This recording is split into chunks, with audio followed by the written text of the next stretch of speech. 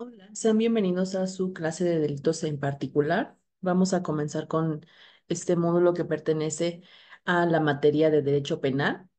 Para este módulo vamos a estar ocupando como base principalmente nuestro Código Penal Federal.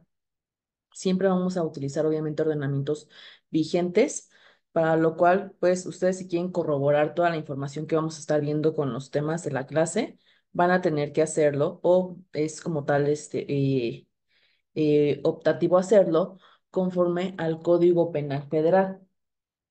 En algunos apartados vamos a estar viendo que se hace referencia a algún código penal local.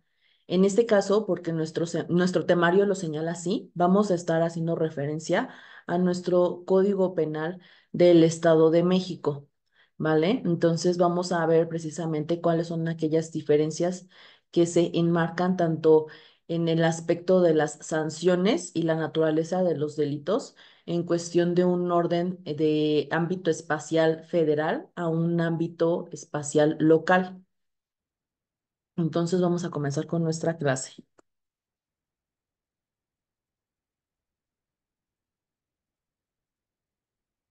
Vamos a comenzar con nuestra unidad uno, donde vamos a ver precisamente delitos sobre la seguridad de la nación.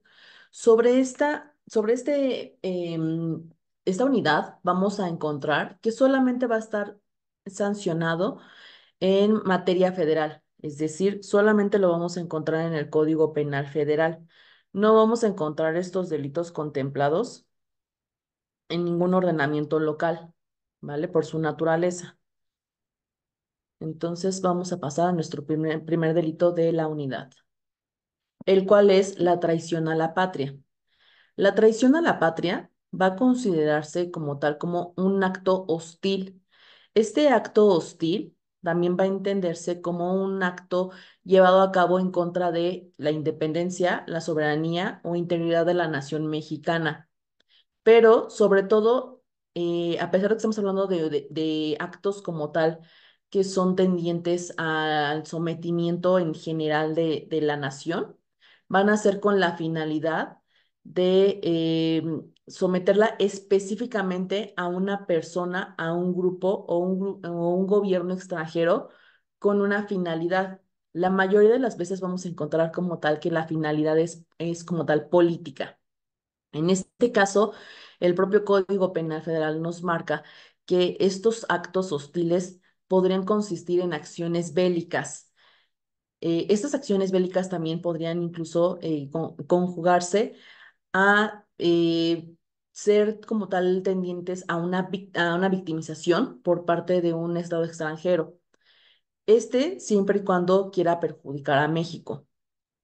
Estos actos hostiles que vimos al principio de de la diapositiva y que se toman del Código Penal Federal, precisamente nos enuncian que este Estado extranjero, por ejemplo, ya tomando más específicamente, podría ser el Estado americano, el Estado colombiano, el Estado alemán o cualquier otro país, para, de cierta manera, pues tratar de iniciar incluso una guerra.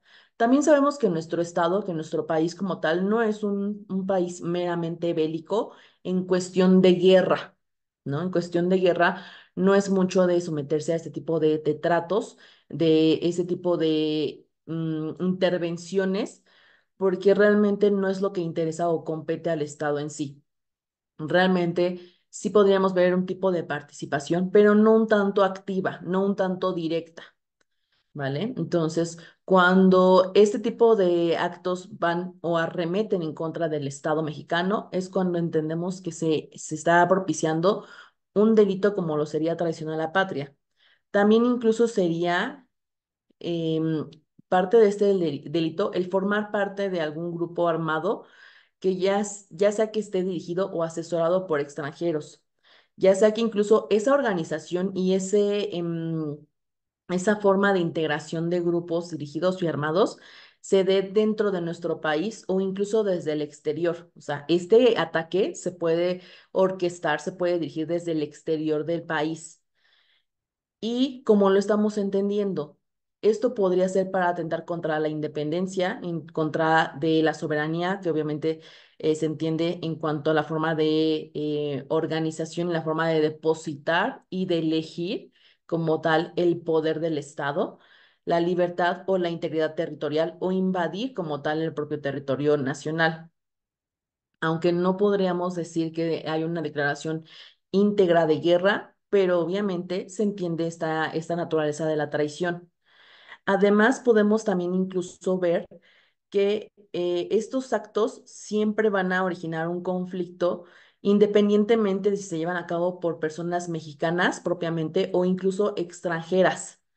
Si se dan cuenta, la mayoría de las personas entiende por traición a la patria que solamente es un acto que se comete por nacionales, por puros mexicanos, y realmente no es así. Realmente la traición a la patria, a pesar de que se entiende que se origina y que se va como tal, de cierta manera, organizando con ayuda de mexicanos, también podría encasillarse como un traidor a la patria, pues obviamente a estos grupos o gobiernos extranjeros que realmente son los que están sometiendo o tratando de someter o tratando de traicionar, tratando de llevar a cabo actos hostiles en contra del país. Después tenemos nuestro delito de espionaje. En cuanto al espionaje, vamos a entender que es una intervención de comunicaciones privadas u oficiales donde se van a utilizar cualquier medio tecnológico o pues cualquier otro medio que incluso no sea meramente tecnológico, pero que sí pueda fungir como un medio que ayude a la persona a obtener y comunicar información a una agrupación delictiva sobre la ubicación de actividades, operativos o en general de labores de seguridad pública para ya sea perseguir o sancionar el delito o la ejecución de penas que se van a desplegar hacia, obviamente, las personas que se infiere están cometiendo un delito y obviamente se desplegan por instituciones policiales. También por elementos de seguridad pública, Procuración de Justicia y Fuerza Armada Permanente. En este caso también vemos que eh, cuando hablamos de propiamente actividades que podrían verse reflejadas, intervenidas en personas que no les compete, que realmente no es de su incumbencia el tratar o el informar propiamente de estos actos, es porque quieren como tal propiciar un ambiente idóneo para que las personas a las cuales se les está dando persecución delictiva puedan encontrar la manera de no pasar por este tipo de aprehensión, ¿no? Para que no puedan ser detenidos, para que no puedan ser procesados, juzgados, etcétera. Entonces, vamos a entender también que en este apartado es cuando, por ejemplo, vamos de lo más alto en cuanto a espionaje a lo más incluso sencillo.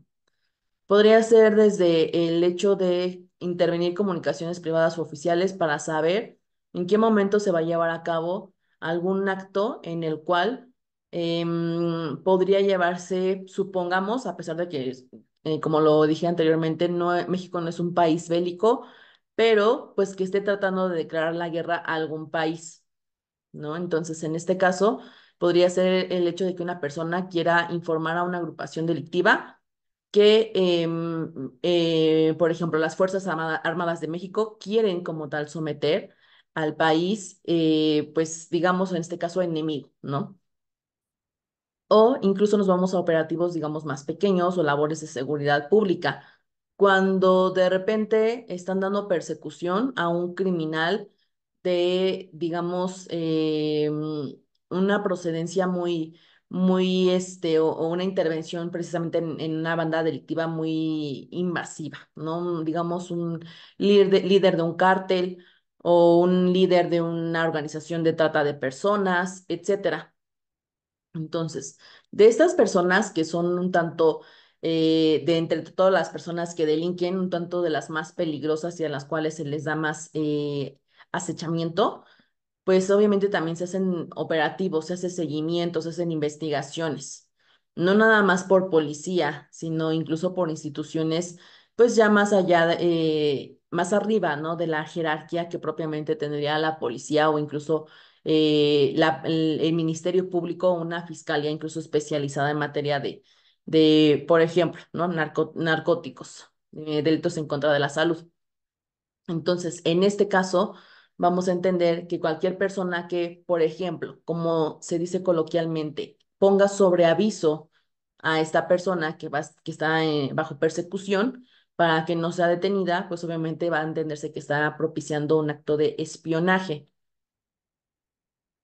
También, asimismo, encontramos que el Código Penal Federal nos señala que incluso un extranjero que en tiempo de paz que quisiera guiar a un grupo o a una persona, ya sea extranjero o incluso quisiera nada más alterar la paz, podría tomarse como espía, ¿no? Obviamente llevando a cabo estos actos anteriormente señalados, que intervenga comunicaciones, que esté llevando y trayendo información para, pues obviamente, alterar esta paz. También un mexicano que tenga en su poder documentos o información confidencial y la entregue a un gobierno extranjero para perjudicar obviamente a nuestro país. O propiamente quien tenga conocimiento de las actividades de un espía o de la identidad de este espía y que no lo dé a conocer a las autoridades. Si recuerdan de su módulo de derecho penal, hay un apartado en cuanto a las responsabilidades penales que ocupan las personas que llegan a cometer algún delito, entre las cuales pues se destacaban los autores, partícipes, encubridores, cómplices, etcétera.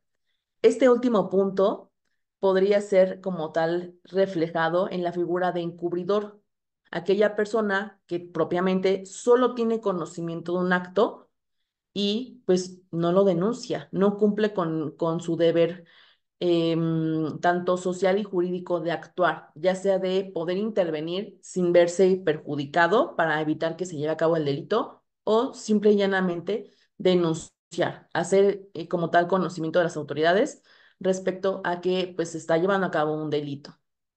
Entonces, esta parte última es la que se vería reflejada en la figura de encubrimiento. Cuando alguien conoce, cuando alguien sabe, entiende que se va a llevar a cabo un delito o incluso podría llegar a intervenir de manera activa, pero ya cuando se cometió el delito, ¿no? Ah, pues altero evidencia, oculto a la persona que llevó a cabo el delito, doy falsas pistas, falsas declaraciones, falso testimonio, etcétera. Entonces, todo esto se configura en el último punto cuando sabemos sobre las actividades de un espía. Y pasamos a nuestro delito de sedición. En el delito de sedición vamos a encontrar que es un movimiento colectivo. A partir de este delito de sedición vamos a ver como tal puros movimientos, pero vamos a ver cuál es la diferencia entre uno y otro. En el movimiento de sedición, que se entiende obviamente que es colectivo y violento, va a dirigirse en contra de la autoridad, en contra del orden público o en contra de la disciplina militar, pero sin llegar a la gravedad de la rebelión, que la rebelión también explicó antes de continuar, es un tipo de movimiento que de igual manera se entiende como un delito, pero justamente aquí nos está dando una premisa es más, incluso más grave que la sedición. Más adelante vamos a ver por qué se entiende como más grave y cuáles son las características de dicha rebelión. Los ejemplos que retomamos o como tal los actos que retomamos en cuanto al encuadramiento de las conductas que nos señala el Código Penal Federal son las actuaciones que se dan en forma tumultuaria sin uso de armas, resistiéndose o atacando a la autoridad para que no lleve a cabo sus funciones. Funciones que es más que claro y obvio, tiene todo derecho de hacer porque son propiamente funciones o facultades que se confieren por la propia Constitución en virtud de que es parte del cargo o del servicio que ocupa, ¿vale? Entonces, a lo mejor para muchos, cuando leemos esta parte, podría ser un tanto contradictorio. ¿Por qué? Porque nos está diciendo el primer apartado que es un lanzamiento colectivo y violento, pero en el primer punto, en cuanto al encuadramiento de la conducta, nos señala el propio código que no se usan armas. ¿Cómo puede llevarse a cabo un movimiento de manera violenta, pero sin usar armas? Recordemos que la violencia no solo amerita este uso de armas. La violencia no solamente amerita como tal agresión física. Vamos a entender que el movimiento de sedición va a ameritar también otro tipo de violencia.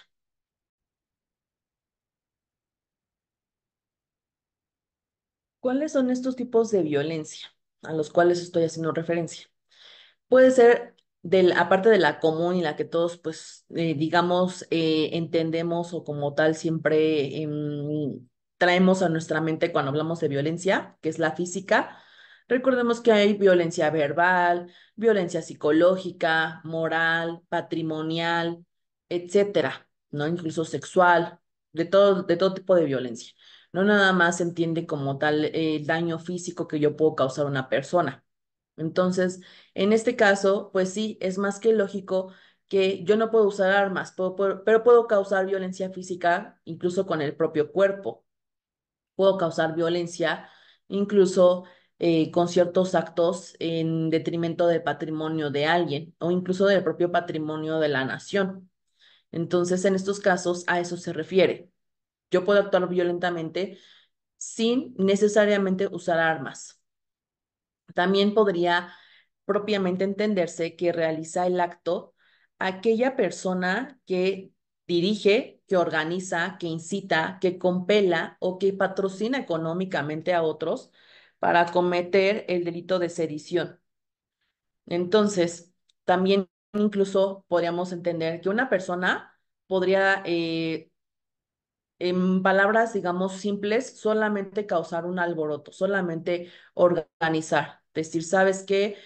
Tú y tú vamos a organizarnos, vamos a actuar en contra de la autoridad, vamos a actuar en contra de tal destacamento militar, vamos a actuar en contra de la policía, en contra de tal autoridad. Y pues en el preciso momento en que se va a llevar a cabo el acto, digamos, arrepentirse, ya no llevarlo a cabo. Pero aún así, con el arrepentimiento de esta persona que estuvo organizando o incitando a los demás, con eso basta para poder señalarlo como un participante más del delito de sedición. ¿Ok? Entonces, hasta este momento entendemos que incluso no es necesaria una participación activa en el momento en que se lleva a cabo el delito. También podría entenderse el hecho de que pues, las personas no actúen de manera activa, sino que a través de la incitación, del patrocinio económico, de la organización, podrían configurar como tal acto. Y continuamos con el delito de motín. En el motín, que nuevamente, como les había comentado, estamos con una situación en la cual atendemos un movimiento desordenado.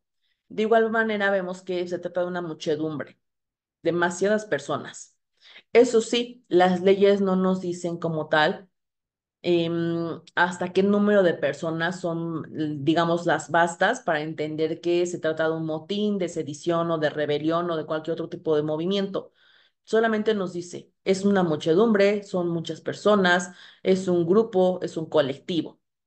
Entonces, en este caso, el motín nos dice que es un movimiento desordenado de una muchedumbre, por lo común en contra de una autoridad constituida. Aquí vemos la primera característica que nos ayuda a entender una diferencia del motín con lo que es la sedición, que es el anterior movimiento que vimos.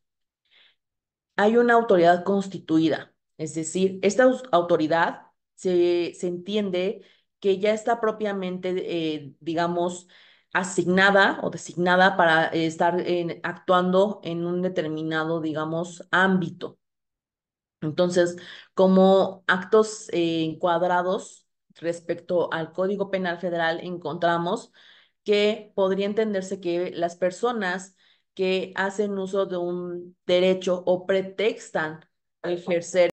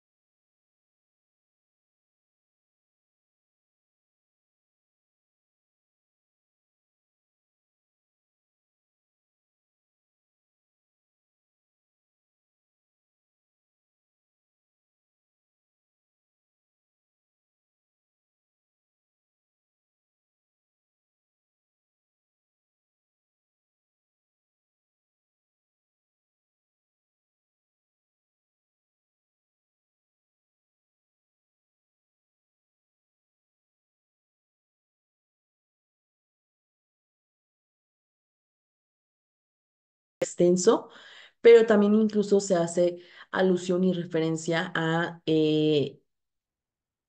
estos delitos en los cuales se interviene con la colocación de las famosas casetas. Muchas personas creen que no van a tener consecuencias por la intervención con estas casetas que se hace para evitar obviamente su cobro, pero realmente no es así. Incluso creen que este delito que están cometiendo no tiene consecuencias porque están actuando en contra del Estado. Y como creen que el Estado pues no va a actuar porque dicen, ah, pues es que no, pues están actuando en contra del Estado y no está perjudicando a ningún particular, a nadie, y pues lo vamos a pasar por alto y no es así.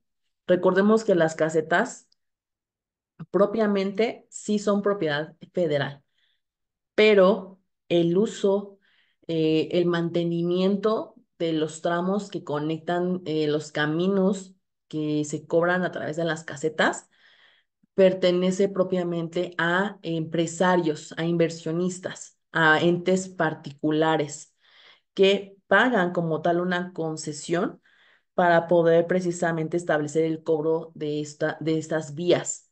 Entonces, muchas veces cuando las personas llegan a tomar casetas, creen que están perjudicando propiamente al Estado y no es así, están perjudicando a un particular. Y recordemos que cuando se perjudica a un particular hay una mayor sanción incluso que cuando se perjudica propiamente patrimonio o economía del Estado y eso a una escala muy pequeña, porque ya cuando es una escala mayor, pues sí tiene consecuencias muy, muy graves.